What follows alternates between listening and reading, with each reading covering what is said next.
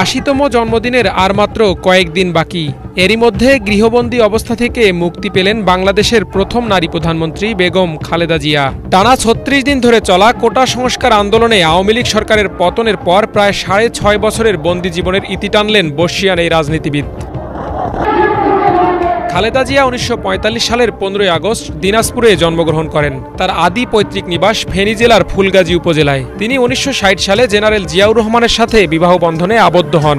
১৯৮১ সালে একটি সামরিক অভ্যুত্থানে তার স্বামী তৎকালীন রাষ্ট্রপতি জিয়াউর রহমান নিহত হলে তিনি রাজনৈতিক অঙ্গনে পা রাখেন। হাল ধরেন স্বামীর প্রতিষ্ঠিত রাজনৈতিক দল জাতীয়তাবাদী দল বিএনপির। সাবেক প্রধানমন্ত্রী ও বিএনপি চেয়ারপারসন বেগম খালেদা জিয়াকে মুক্তি দেওয়া হয়েছে।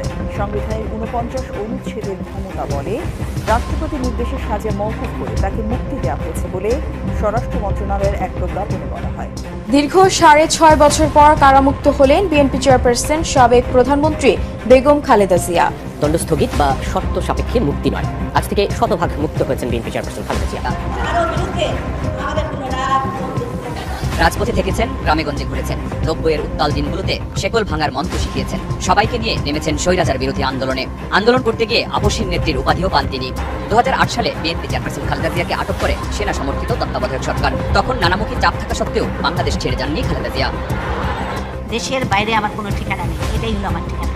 আমরা ইতিমধ্যে দেখেছেন এই বৈষম্য আন্দোলনের আমাদের ছাত্র ভাইদের অসংখ্য শত শত হাজার হাজার প্রাণের বিনিময়ে আজকে এই গণ অভ্যুত্থানের সৃষ্টি হয়েছে।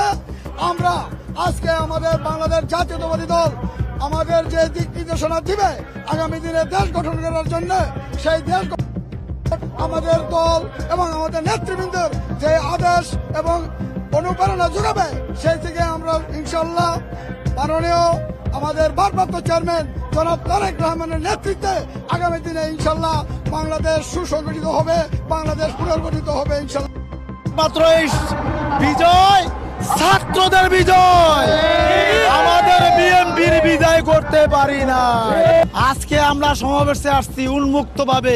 আমি আড়াই বিলের চকের মধ্যে নৌকা দিয়েছিলাম, আমার শরীর ভরা বুলেটের গুলি জার্জারি করেছে। আমরা সমাবেশে আসছি উন্মুক্ত ভাবে।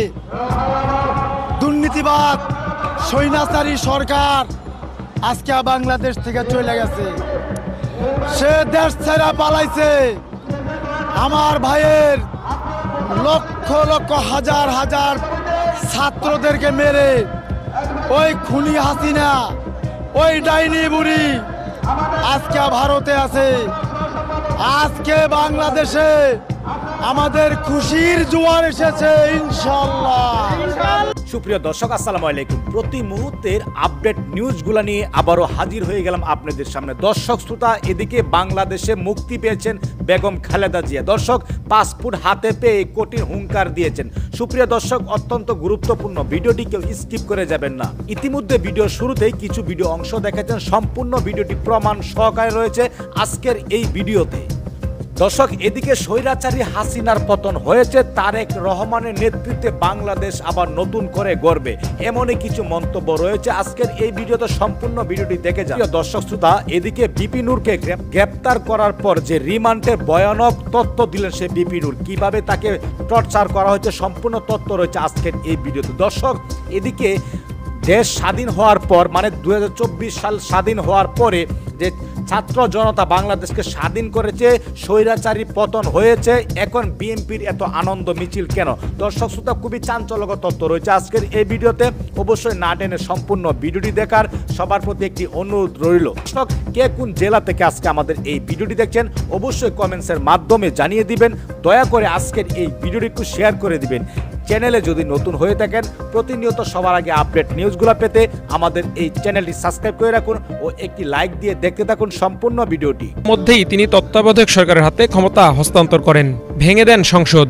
একই বছর ১২ জুন দ্বিতীয় দফায় নির্বাচন অনুষ্ঠিত হলে ক্ষমতায় আসে আওয়ামী লীগ।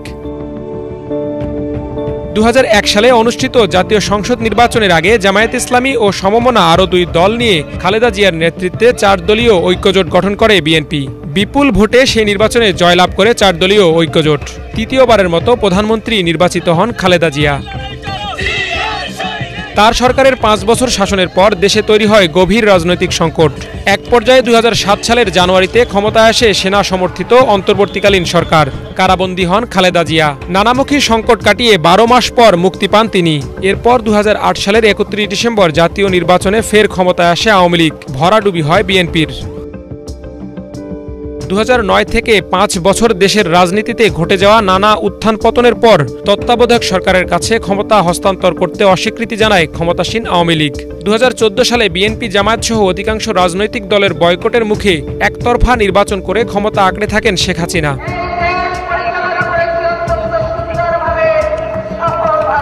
2018 সালে 8 ফেব্রুয়ারি দুর্নীতি মামলায় কারাগারে পাঠানো হয় খালেদা জিয়াকে। পরে বাসায় থেকে চিকিৎসা ও বিদেশে না যাওয়ার শর্ত সাপেক্ষে 6 মাসের জন্য কারাগার থেকে মুক্তি দেওয়া হয় তাকে। পরে কয়েক দফায় সেটি বাড়ানো হয়। তবে বৈষম্যবিরোধী ছাত্র আন্দোলনের নেতৃত্বে গত 1 জুলাই থেকে চলমান আন্দোলনের সমাপ্তি ঘটে সোমবার শেখ হাসিনা সরকারের পতনের মাধ্যমে। এর পরদিনই মুক্তি পেলেন সাবেক এই প্রধানমন্ত্রী বেগম খালেদা জিয়া। আরমান মুজাহিদ, বাংলা ভিশন, ঢাকা। ভোর রাতে বা মধ্যরাতে 3টা কি 3:30টার দিকে আমাকে তুলে নিয়ে যাওয়া হয়। আমি তো আমার ছোট বাচ্চা আমার কাপড়ে প্রস্রাব করে দিয়েছিল। আমার কাপড়টা ভিজা। আমি বলেছিলাম যে ভাই আমি কাপড়টা চেঞ্জ করে দিই। চিলে যেমন শিকার করে ঠিক অমনিভাবে গেঞ্জি এখানে আমাকে একেবারে চাই দোলা করে আমাকে টেনে এসেছে নিচে নামানো।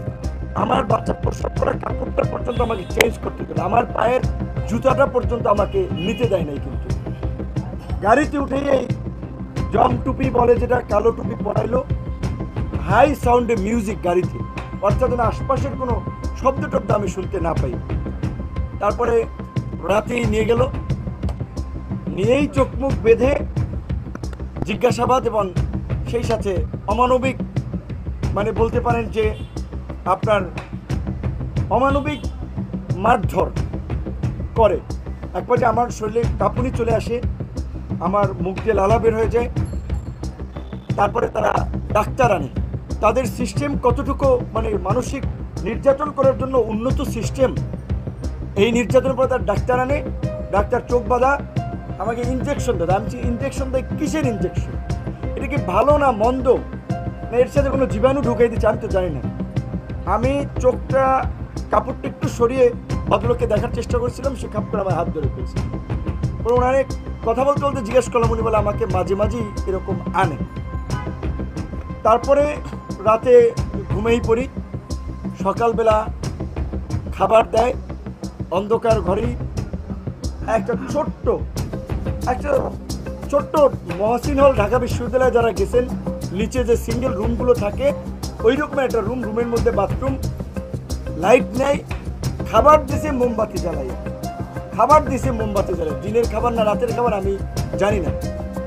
তবে আবার জিজ্ঞাসাবাদের জন্য সকালবেলা খাওয়ার পরে নিয়ে গেল, মারধর করা হলো। কারণ হচ্ছে আমি নাহিদ এবং সার্জিসের সাথে ফোনে আলোচনার পরে ওদেরকে বলেছিলাম যে এই 8 দফা দেওয়া যায়। তখন বলছিল যে ভাই আপনি একটু লিখে পারেন। আমি মেসেজ করে পাঠাইছি।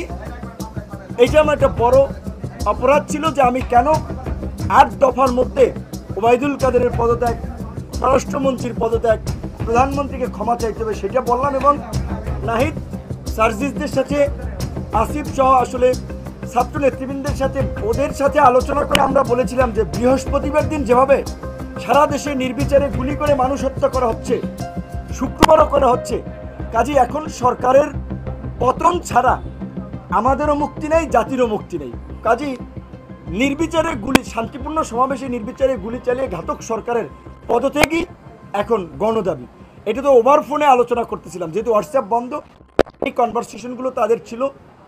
এই কারণে বিশেষ করে আমাকে বেশি টর্চার করেছিল। এবং ওই দিন নাহিদকেও নিয়ে এসেছিল, আমাকে চোখ খুলে দিয়ে নাহিদকে দেখছে যে এই কিন্তু নাহিদ, দুইটারই ক্রসে দিয়ে দেবো। নাহিদের হয়তো আমাকে দেখাইছে চোখ বেঁধে, কিন্তু আমাদেরকে যে ক্রসে দিয়ে দেবে এরকমভাবে, যে কত শত শত মানুষ ক্রস ফায়ারে দিয়ে দিচ্ছে, চোখ মতো 2-1টা দিলে কী হবে, তাদের আচরণটা এরকম ছিল। তারপরে আমাকে শুক্রবার দিন নিয়ে সারাদিন, শনিবার দিন পুরো ডে, রবিবার দিন আমাকে 11টার দিকে কিন্তু ডিবি কার্যালয়ে দেওয়া হয়। তখন আমি ঘুরিয়ে পুলিশের পায়ে ভর দিয়ে ডিবি কার্যালয়ে আসি। ডিবি কার্যালয়ে ওখানে এডিসি অ্যাডমিন ছিল শাহিন শাহ, কতটা পাষণ্ড করে ঝুলাইয়া শরীরে পায়ে মারলো। কেন মারছে দেন? তাদের কিন্তু বেশিরভাগ ক্ষোভ হচ্ছে যে শালা তুই প্রধানমন্ত্রীকে নিয়ে কেন গালিগালাজ করিস, তুই আওয়ামী লীগের আমলে বিপি হইছস, তুই সরকার উৎখাতের আন্দোলনে কেন তারেক রহমানের টাকায় তারেক রহমানের হয়ে তুই আন্দোলন করস। এই ল্যাঙ্গুয়েজ মানে প্রফেশনাল কোনো খুব জিজ্ঞাসাবাদ না, জিজ্ঞাসাবাদ যা করেছে। আবার একটা দেখেন, এই যে নাট্যকার ডিবি হারুন, আমি বলছি যে বাতের হোটেল ম্যানেজার, আমি বলছি যে তিনি নাট্যকার, দারুণ অভিনেতা। নাট্যকার ডিবি হারুন, আন্দালিব রহমান পার্থর সাথে আমার ব্যক্তিগত সম্পর্ক ছিল। আমি ঈদের আগে তাকে বলছিলাম যে আমি একটু ওই ফ্যামিলি ক্রাইসিসে, আপনি 10 লাখ টাকা আমাকে ধার দেন, আমি আপনাকে আবার দিব হানে। তো সে বলছে যে তোমার সাথে তো আমার ধারের সম্পর্ক না, ঠিক আছে এই এখন এইটা নাও, আর যদি মেকআপ না হয় আবার নিও। সে 4 লাখ টাকা ধার, মানে আমাদের একটা ব্যক্তিগত সম্পর্কে যে ঈদের আগে সেইটারে বানাইছে 64 লাখ টাকা দিছে নাকি, এবং কত ধরনের রংচং মাখাই প্রচার করলো। এবং এই যে ধরেন সেই সময় টিভি, 71 টিভি বা এরকম ধরেন আরও অনেকে রংচং মাখিয়ে প্রচার করেছে। এখন আমি সময় টিভির স্টাফদের দোষ দেবো না, 71 টিভির স্টাফদের দোষ দেবো না, তারা তো চাকরি করে, তাদের অর্ডার ক্যারি করতে হয়, তারা করেছে। কিন্তু বিশেষ করে এই কথাটা এই প্রসঙ্গে চলে আসছে এইখানে, আমি নিজে এখন খুব উদ্বিগ্ন আমার নিরাপত্তা নিয়ে, দেশের ভবিষ্যৎ নিয়ে। দর্শক শ্রোতা ও আমার কলেজের ভাই বোনেরা, আপনারা সেই ভিডিওটি দেখতে পেলেন। সেই ভিডিওটি দেখার পর, সেই কথাগুলো শোনার পর যদি আপনার মনে কোনো মন্তব্য থাকে অবশ্যই কমেন্টস বক্সে জানিয়ে দিবেন। দয়া করে আজকের এই ভিডিওটি একটু শেয়ার করে দিবেন। সবাই ভালো থাকুন, সুস্থ থাকুন। দেখা হবে আবারও পরবর্তী নতুন একটি আপডেট নিউজ নিয়ে। আল্লাহ হাফেজ।